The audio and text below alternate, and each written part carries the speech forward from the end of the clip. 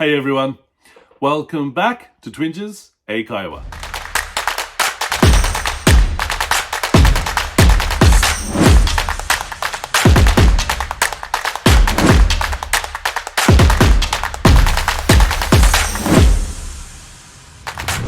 皆さんこんにちは、Twinges 英会話です。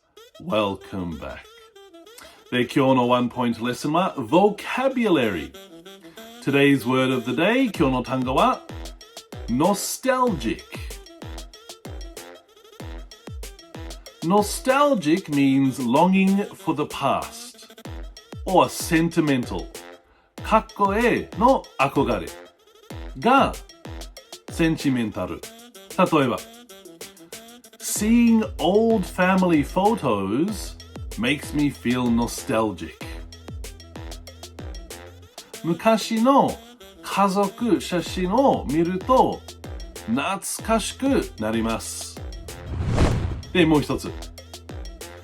The smell of freshly baked cookies is nostalgic for me.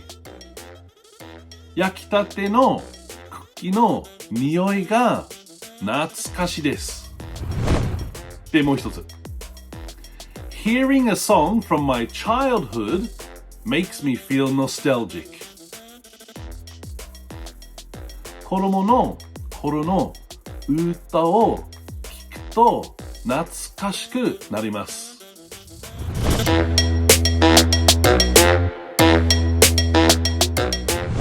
で、最後もう一つ。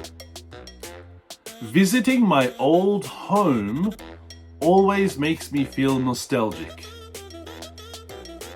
昔住んでいた家に行くといつも懐かしくなります。はい、皆さん、じゃあもう一回。To be nostalgic. To be longing for the past or sentimental. かっこええの憧れがセンチメンタル。はい、皆さん、勉強しましたか？はい、よかった。それで質問あれば、提案あれば、みんな下コメントお願いします。で、皆さんいつも見る本当にありがとう。Thank you for watching and see you in the next one. Bye bye.